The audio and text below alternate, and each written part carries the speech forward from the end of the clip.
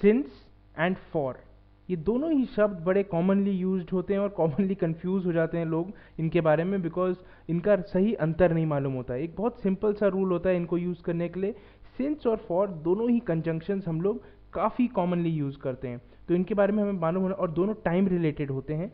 For हम लोग time के साथ भी यूज़ करते हैं और सिंस तो बिल्कुल टाइम के साथ ही यूज़ करते हैं। तो इनका जो डिफरेंस होता है वो इतना रहता है कि सिंस जो होता है फॉर अ स्पेसिफिक टाइम, तो फ्रॉम, सॉरी फॉर नहीं, फ्रॉम अ स्पेसिफिक टाइम, इसको मैं दोबारा लिख लेता हूँ, फ्रॉम अ स्पेसिफिक टाइम, एक स्पेसिफिक टाइम से कोई शुरू हो रहा हो तो आप उसको सिंस कहते हैं। और फॉर होता है, फॉर तब यूज होता है जब एक लेंथ ऑफ टाइम होता है, for a length of time, कोई ड्यूरेशन होती है उसके लिए आप फॉर का इस्तेमाल करते हैं, जो एक समय बता दिया और उस समय से लेकर आप शुरू करना चाहते हैं तो आप सिंस करते हैं। इसको आप एग्जाम्पल से समझिए, एग्जाम्पल से आपको क्लैरिटी मिलेगी। जैसे अगर मैं कहूँ I have been working here since 2003, 2003 से मैं काम कर रहा हूँ। अब 2003 एक समय है जब से आपने काम शुरू करा है। अगर यहाँ पे सिंस की जगह फॉर इस्तेमाल करना चाहें तो आप ऐसे लिखेंगे, आई हैव बीन वर्किंग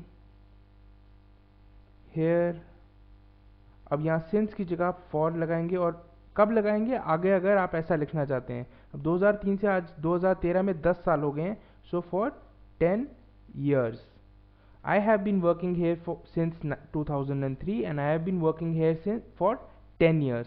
तो since और for में ये फ़र्क है, since हमेशा टाइम जब से शुरू होता है उसके पहले since लगता है, और अगर ड्यूरेशन बता रहे हैं तो उससे पहले आप for लगाएंगे। एक और एग्जांपल देखते हैं, I have not met her since the farewell function।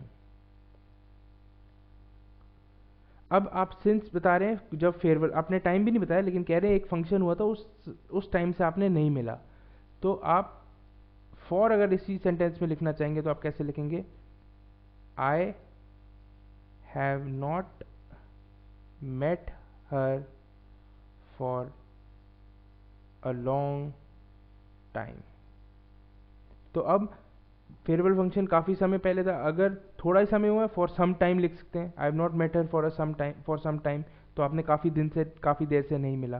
तो यही अंतर है फॉर और सिंस में। मैं अब आपको अलग एक फिल इन द ब्लैंक्स की एक्सरसाइज करते हैं, उससे हमारे को और अच्छी तरह पक्का हो जाएगा। I have been living in Punjab dash 2005, और दूसरा सेंटेंस मैं लिखता हूं, I have been living in Punjab dash 8 years। तो अब जाहिर सी बात है, अगर एक टाइम लिखा है जहां से शुरू हो रहा है, एक पर्टिकुलर 2005 आपको लिखा हुआ है जहां से आपका समय शुरू हो रहा है, तो आप यहां पे क्या लिखेंगे, सिंस, सिंस। और अगर 8 साल पूरी ड्यूरेशन लिखी है तो आप क्या लिखेंगे यहाँ पे, फॉर। तो ये अंतर है सिंस और फॉर का। एक और ऐसा एक्सरसाइज करते हैं, let's do one more. She has been drawing, she has been drawing dash morning, वो ड्राइंग मॉर्निंग से कर रही हैं। अब मॉर्निंग एक स्पेसिफिक टाइम नहीं है, तो आप सोचिए इसमें क्या लिखेंगे। तब तक मैं दूसरा सेंटेंस लिखता हूं, she has been drawing dash 2 hours.